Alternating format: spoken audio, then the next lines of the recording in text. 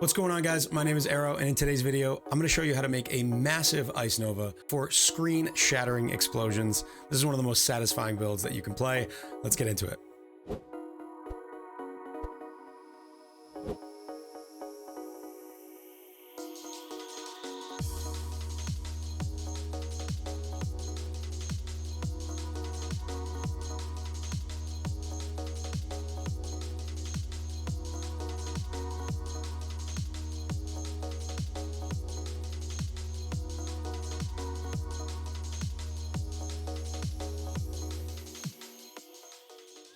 Using this setup, I actually got to level 99. I was doing incredibly difficult maps, maximum juice from wisps. I was doing fully juiced legions, breaches, just having an absolute blast. This build is not too expensive, but it definitely is on the more expensive side. I use a headhunter, which I highly recommend. They are so cheap right now. If you're not using one of these, farm up a little bit of currency and buy yourself one. I recommend this build for content like Legion and Breach, but it can also do things like Guardian rotations. You'll see some footage in the background where I easily kill some Shaper Guardians and then fairly quickly take down the bosses. Ice Nova is not generally a skill that is used for bossing, but we get enough damage in this one that we can take him down. This is a power charge stacker, one of my favorites. Of course, we use the Void Battery. And for those who didn't hear, we are officially power charge stacking IRL. Shout out to my Twitch chat for giving enough subs to make that happen. This is a fairly straightforward power charge stacker, something I've made many times in the past, but with a couple of modern twists. We use, of course, the new Ralakesh boots, which are unbelievably powerful. They save you the need for getting Frenzy on hit, which was always a difficult thing in the past.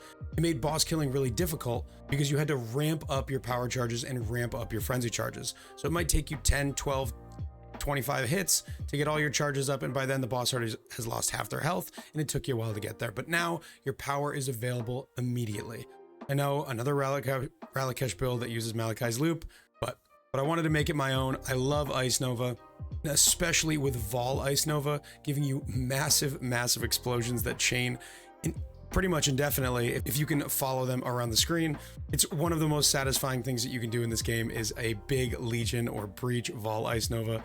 I honestly don't know how you have more fun than this. This build absolutely rocks. So if you want to play it, stick around and I'll show you how it's done. All right, let's dive in. Here we have our level 99 character. It's amazingly fast to level up in maps with Wisp Juice. When you are scaling that really high, you just fly through the levels. So we got this all the way to 99. Never thought I'd get a Ice Nova build to 99, but here we are. So let's talk about it quick. The Void Battery, number one, most important.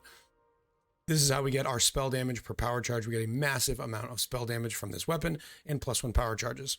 We also use Malachai's Loop to get 2 maximum power charges, which are up all the time due to Ralakesh's impatience. The way this functions is it makes it so it counts as you always having your maximum charges, which means for Malachai's Loop, you never actually lose all your power charges when you reach maximum because you're always there. One of the weaknesses of this build is physical damage, so we grab a physical damage taken as implicit. You can get cold, lightning, or fire. Of course, we use Badge of the Brotherhood, so all of these power charges that we stack up allow us to also stack up frenzy charges. I grabbed one here with elemental resistances because this build gets pretty tight with all the damage that we get and all the uniques that we use. It's pretty tight on resistances. In the helmet, we use a Blizzard Crown, which I probably should have blessed a little bit better. But basically what you do here is you want to get the +1 maximum power charge, and nearby enemies have either -9 or -12, depending on your budget. If you want to go cheaper, -9 is not that much of a difference. You Awaken Orb, a power charge, and -9 helmet together. I got Rarity and Lightning Res as my suffixes. I had an open prefix, and I hit life on it with the crafting bench. Let's talk about the chest. Normally, in a build like this, what I would do is I would go for Frenzy on hit, but because we have Ralakesh, we no longer need that. So I thought, what else could I do to add to a chest that's going to give me crit and an additional curse? What else could I add? So I went for +1 elevated Shapers. That gives you additional quality to your socketed skill gems, where we have an Ice Nova. Well, ideally, I should have that at 10%, but we get additional base radius from that additional percent, and also +1 to our levels. We have no additional levels on this gem, so +1 levels is pretty nice. So on top of that, we have additional curse, so we can use 2 curses. We're using Frostbite and Ellie Weakness, and then Spell Crit. to get us as close to 100 as possible, or go over if you can get there. The stun and block recovery and intelligence are just kind of what I hit. Unfortunately, I filled the suffixes, so I couldn't craft anything on here. I would have liked to get some resistances here, and it would have made it a lot easier for me to get to cap, but I would have to recraft the chest to do that. Next, we'll talk about the gloves. The implicits on the gloves are really nice because you can do a lot of different things. You can get freeze proliff here, or you can get it on a cluster jewel. You can get leech here, or you can get it on a cluster jewel from Doriani's. So these are kind of flexible. What you get on your implicits, then you can decide what you want to get on your cluster jewels. For this, I have a Puhuarte mod, which is a cold res, as well as increased damage with hits against chilled enemies. If you want to craft a pair of these, you basically want to look for one of those mods, so it can be fire, cold, or lightning, because you can rotate those with harvest. And then after that, you want to get pretty good res suffixes. I really needed chaos, so I had to get chaos res here. And then you can just finish your prefixes with Eldritch currency. So the boots we already talked about. Ralakesh, super cheap. I got 8 spell suppress for a couple of divines. You can get max life here. There's a couple of things that are useful, movement speed, but definitely look for a good corruption. Talk about our rings. I have a buff effect and cold damage circle of fear here with onslaught on hit. This is super nice, really nice for bossing. This was not too expensive, but you're not going to be able to replicate this. There's not going to be a ton of onslaught on hit rings on the market. So what I recommend is either going for an onslaught on hit synthesis ring and then just crafting up some damage and some resists on it. That would make it way easier to get resist capped, or you just get onslaught from a flask, which your uptime is not going to be great, especially while bossing. But if you don't plan on doing any bossing with this build, you really don't need this ring. Of course, whenever you're making a build, you're first to market on any sort of specific gear that you're looking for. So I wanted a good circle of fear with onslaught on hit, and I think I only paid a couple of divines for this. That's just the way it goes. Unfortunately, this is a limited stock sort of item, so you're going to have to decide what you want to go for with the ring slot here. On the other side, you want to go for a frostbite on hit ring. You have a couple of options. You can go frostbite on hit synthesis, or you can go frostbite on hit fractured delve mod. Both are around the same price. I think they were 6 to 10 divines when I bought. And then you want to craft on anything that you need. I needed strength, I needed res, life, and minus mana cost. Minus mana cost makes it so we don't have to reserve too much mana, and that we cast and our mana comes right back. Mana cost can become an issue. I run a 25% reduced cost during effect on my Quicksilver. Now I can still cast repeatedly when I don't have this up, but when I start getting headhunter buffs and you start casting really fast, you're not going to be able to do it. So I recommend using this flask if you are running a headhunter. But yeah, so we got to 99 and I decided that was enough of this build. We're ready to move on to the next thing. I have an instacking lightning strike of arcing Scion that I'm building right now, so stay tuned to the Twitch to hear more about that. But anyway, let's get back to the gear. The last thing to talk about here is the Headhunter. This is so fun on this build. You get massive AoE, you get a ton of defense, you get a lot of move speed, and then every time you hit that Soul Eater, you are flying and casting 1,000,000 times per second. It's so fun. This build can easily do 5 ways with a Headhunter on. You can absolutely play this build on a budget. I actually have a version last league from the 10 Divine Challenge where I played Ice Nova. It was phenomenal.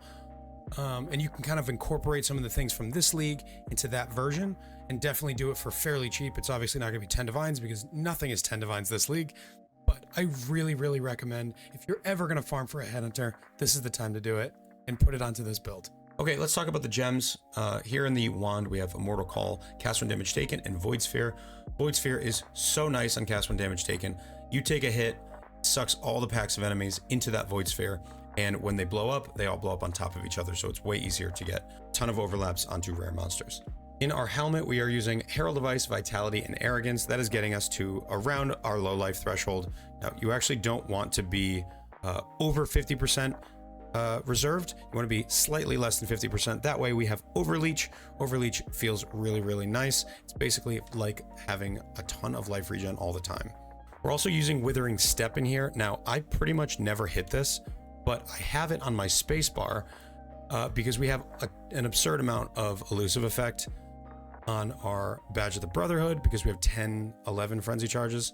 We have 11 frenzy charges, so that gives us a ton of effect. So when we hit this, it gives us a lot of movement speed, it gives us a lot of avoidance, and it's a nice kind of getaway or thing to help us move around faster while we're looting. You don't have to use this. It's just something nice to have in the build. Use a Frostblink that has 11 quality, should quality that up. Arcane Surge and Bone Chill. What I do with this is I actually use it on bosses to dash through them, hit them with a big chill for Bone Chill support. And honestly, when you're standing still and bossing, you don't necessarily want to just face tank everything. So you just dash through them. And with all of the recovery for travel skills that we get, our Frostblink comes back up so quick. And if you're near enemies, it comes up even faster.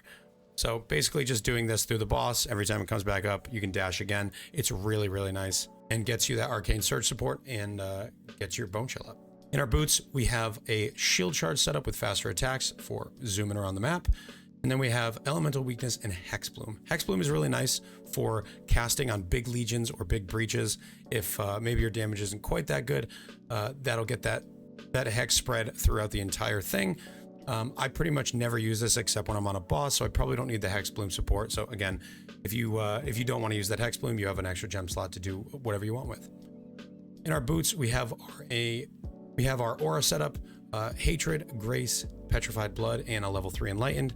Unfortunately, Enlightens are insanely expensive this league at level 4, but we only need a level 3. So these are actually down to 3 Divines, super cheap. This is a budget build.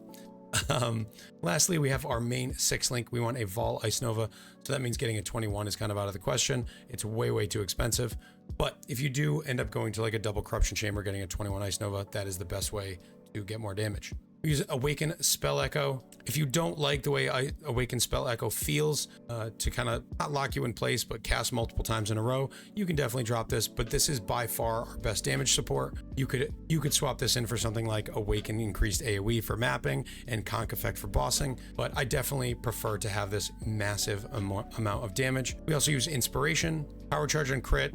Honestly, you could just use a level 1 of these. We don't gain power charges, so all this is just a huge more damage multiplier for us. That's why I don't have any quality on it. We're using critical damage support. And lastly, Intensify. I corrupted this and it lost some quality, so definitely make sure you have a 20/20 in here.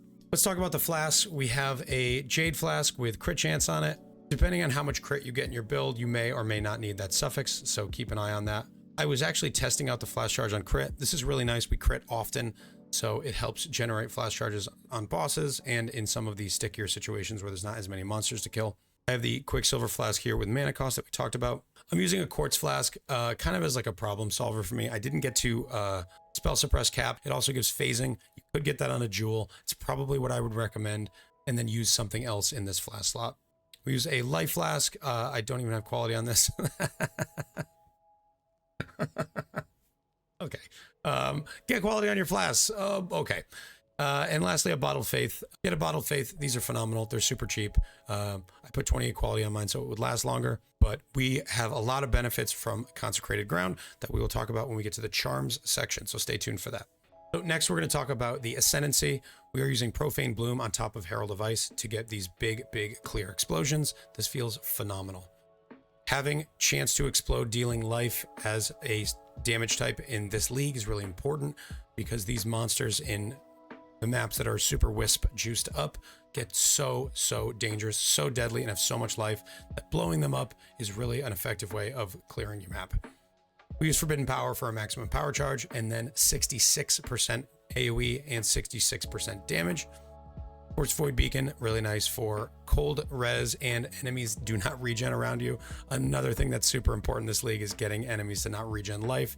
Some of these monsters that are leeching and Soul Eater and regen are just impossible to kill. And then lastly, Frigid Wake. This makes it so we don't need any chill or freeze immunity and gives us some more damage. Okay, so our charms, these are phenomenal. You can do so much with these. So I'll go through what I'm using. Global chance to blind on hit. I highly recommend this. We have a good amount of evasion, and this gives us another 4 or 5% chance to evade. And then flat crit while at maximum power charges. I only got one of these because I'm pretty close to 100%, I think, but you can get as much crit as you need on your charms. Next, we have area of effect per power charge on our next 2. So that is another 44%. So 88% total from these 2 charms. It's a ton.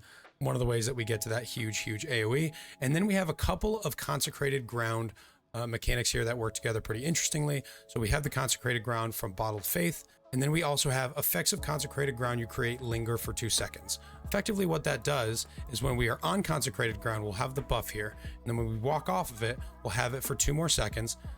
But as soon as we go back on, we refresh that timer. So we're making consecrated ground with our flask all the time while mapping. But then also we have a 29% chance to create consecrated ground when we hit a rare or unique, and that lasts for 8 seconds. So there's effectively consecrated ground all over the ground all the time. And when we're not on it, we have a 2-second buffer before it goes away. So that means that we pretty much always have that life regen available from it. And then if the flask is up, any consecrated ground created during the effect gives us a bunch of crit chance and increased damage taken for enemies. So this is a really nice combo that works well with Bottled Faith to get amazing uptime on the effects of a Bottled Faith. If you use Zealotry, if you could fit it in somehow, that would make it even better. I thought about going for Eldritch Battery, but I really wanted to keep this energy shield pool to feel a little bit tankier with how difficult mobs are this league. Okay, lastly, let's talk about the tree. Number 1, Militant Faith. You're obviously going to use Inner Conviction with any Badge of the Brotherhood build this league, as long as you're using Ralakesh, because Ralakesh means you don't need to gain any charges. So the downside of gain power instead of frenzy is mitigated. It's just 30% more damage. So this should be in every build. I'm using reduced mana cost and mana regen. I found this to be pretty necessary. Again, because I'm using Headhunter, I'm constantly getting a ton of cast speed, which means you're going to burn through that mana really fast. So I was just trying to get my mana cost as low as possible. I definitely went overkill on it. I don't need as much reduction as I have, but you can decide how much you need. And if you need more, you can go for these 2 mods on a Militant Faith, as opposed to getting like area damage or something like that. Also, make sure that the one that you get does not brick any of your important notables here. Other jewels, we are going for a Watcher's Eye here. Added Flat Cold was very strong for me. Ice Nova got a buff to its effectiveness this league. It's now 230% effectiveness. So getting flat damage is very, very strong. Also got some movement speed while affected by Grace, because the build felt a little bit too slow for me when I didn't have any charges. We have that which was taken here. It's got Spell Suppress, Area of Effect per power on it. This is a very, very good one. We hinder on hit, which slows enemies. So on top of big chills, they're also hindered. Makes it really hard for those enemies to get close to you. And then here's a really cool one. Hits have 7% chance to deal 50% more area damage. The nice thing about this is it's going to give you a massive, massive hit once every 10 or 15 hits. And that hit is going to deal so much damage, you're going to break through freeze thresholds and you'll become more and more likely to freeze. Now, with how much damage I have, everything in the game that can be frozen is frozen. My individual hits are well into the millions. So pretty much any map boss, guardian boss, things like that get stun locked by the freeze. We are also using an Unnatural Instinct down here. This is phenomenal for any badge build because it's going to give you all the res here, the crit chance, the evasion per frenzy. It gives us maximum life and a little bit of attack speed for our shield charge, and then a bunch of dex. This is a phenomenal spot for an Unnatural Instinct. I recommend getting reduced effective curses on it. We go for Lucky Suppress. So we're at 62% here without Lucky, and then 72 with our Flask up. With Lucky, we get significantly higher. You could invest more into Spell Suppress. I didn't want to. I wanted to play for damage. We've got some movement speed on this mastery here. Not super important, but it feels good to use. We are recovering our ES between Ghost Dance and Soul Thief. 2% on kill. So our ES is up most of the time. Some other masteries, we have 25 multi here. Life Reservation helps us stay under 50% here. We grab a couple of caster masteries, mostly taking these wheels for the masteries because they're so nice. If you are playing a build that is doing Legion or Breach, you're going to want the chance to open nearby chest when you cast a spell. So we're taking that here. And then over here we have gain +1 maximum intensity. That's another, I think, 12% damage when you're using Intensify support. That also helps the single target. As you see, this gets smaller and smaller once we get to 4 stacks up here. You can see it's very small, but very, very high damage. We grab Glacial Cage and the Cold Mastery for enemies take increased damage for each second they've ever been frozen by you, up to 50%. So enemies are taking a lot more damage between these two nodes because we're always freezing and we're always chilling. Highly recommend this combo. We're getting reduced mana cost of skills here. Again, I'm definitely overkill with mana cost reduction, but you can decide exactly how much you need if you play this build. Talk about the clusters that we have here. Our large cluster, we're doing Blanketed Snow, Blast Freeze, and Widespread Destruction. Again, you do not need these exact ones, but if you don't have Freeze Prolif on your gloves, you're going to want to get it here. Blanketed Snow is just a good damage multiplier. It's incredibly expensive, so I actually don't recommend going for it if you're on a budget. And then Widespread Destruction is some AoE. We have Assert Dominance and Towering Threat here, massive AoE from Assert Dominance, and some life and AoE from the 2 Towering Threats. And also Vast Power gives us 33% increased area of effect and some area damage. Lastly, we have this very small cluster jewel here. This thing is so cool. This was an idea brought to me by Invector. Basically, to solve a couple of problems on the build. One was a lack of chaos res, and one was getting some more fire resistance. I basically just rolled this with alterations and then slammed when I got some good stuff. This gives us 18% res, chaos res per 9% fire, 6% damage, and 11% maximum ES. You could roll this significantly better than I did, but I stopped here because I got what I needed. You can get a ton of chaos res, especially if you get a 35% roll. And tier 1, you can get something like, I don't know, 27% chaos res per point. So these are pretty cool. Something to keep in mind. It's just to solve a few problems on the build. That's going to be it from me. Thank you for watching. If you have any questions on the build, please stop by my Twitch, twitch.tv/AER0__. We are already onto a new build.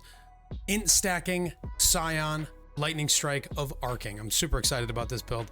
I'm going to be putting a good amount of money into it because money is easy to come by this league. I appreciate every one of you watching. Thank you so much. If you want to support me, all of my links are down below. There's a merch store. There's a Patreon. You can get a membership to this YouTube channel. It doesn't really do anything, but if you want to support me, you can do it. And really the best way to support me is come check out the Twitch. So thank you so much for watching. And as always, take care.